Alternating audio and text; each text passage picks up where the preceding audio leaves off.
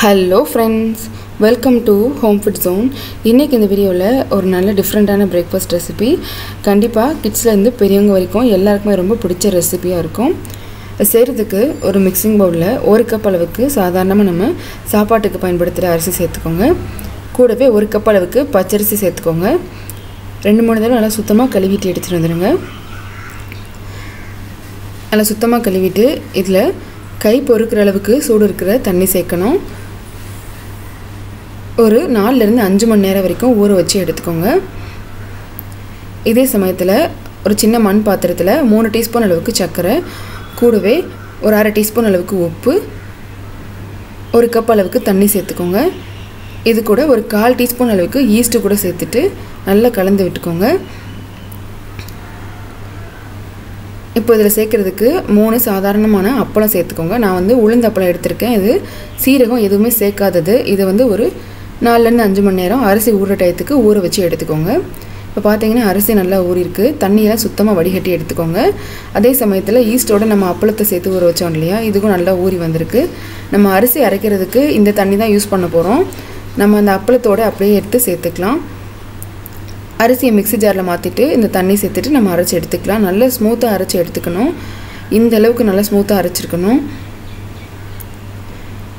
கரெக்டாக அந்த 1 கப் தண்ணி உங்களுக்கு சரியாக இருக்கும். எக்ஸ்ட்ரா தண்ணி சேர்க்க தேவையில்லை. இந்த மாதிரி நான் 2 பேட்சாக அரைச்சி எடுத்திருக்கேன். பார்த்தீங்கன்னா தெரியும், மாவு வந்து இந்த கன்சிஸ்டன்சி இருக்கணும். இது வந்து ஒரு 4 5 மணி நேரம் வரைக்கும் புளிக்க வச்சு எடுத்துக்கலாம். பார்த்தீங்கன்னா நல்லா மாவு புளிச்சு வந்திருக்கு. நம்ம இட்லி மாவு மிக்ஸ் பண்ணுற மாதிரி ரொம்ப அதிகமாக இதை மிக்ஸ் பண்ணக்கூடாது. லேஸ் அந்த மாதிரி கலந்து விட்டுக்கோங்க. அப்படியே மேலேருந்து அப்படியே எடுத்து நம்ம இதை ஊற்றி வேக வச்சு எடுக்கணும். இந்த மாதிரி ஒரு தட்டு எடுத்துக்கோங்க. இதில் தேவையான மாவு சேர்த்துக்கலாம். உங்களுக்கு எந்த அளவில் வேணுமோ அதுக்கேற்ற மாதிரி மாவு கம்மியாகவோ இல்லை அதிகமாகவோ நீங்கள் சேர்த்துக்கலாம்.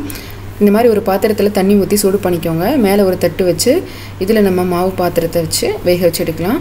மீடியம் ஃப்ளேமில் வச்சு ஒரு 3 4 நிமிஷம் விட்டாலே போதும். ரொம்ப சீக்கிரமாக வெந்து விழுந்துடும். பார்த்தீங்கன்னா தெரியும், நல்லா வெந்து வந்திருக்கு. கரெக்டாக ஒரு 3 to 4 மினிட்ஸில் நீங்கள் எடுத்துடலாம். லேசாக ஆறுனதும் இதை நம்ம இந்த மாதிரி ஓரங்களில் கத்தி வச்சு எடுத்து விட்டுட்டு நம்ம இதை வெளியில் எடுத்துடலாம்.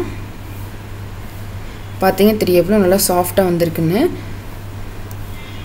இதே போலவே எல்லாத்தையுமே ஊற்றி வேக வச்சு எடுத்துக்கோங்க. இது எப்படி சாப்பிட்றது அப்படின்றதையும் பார்க்கலாம். இந்த மாதிரி ஒரு மீடியம் சைஸ் வாழைப்பழத்தை நான் பொடிசாக கட் பண்ணி எடுத்துருக்கிறேன். எந்த பழம் வேணாலும் நீங்கள் எடுக்கலாம். இதில் நல்ல கெட்டியான தேங்காய் பால் வந்து ஒரு 2 கப் அளவுக்கு நம்ம சேர்த்துக்கலாம். இனிப்புக்காக 1 2 டேபிள் ஸ்பூன் வரைக்கும் சர்க்கரை சேர்த்துக்கலாம்.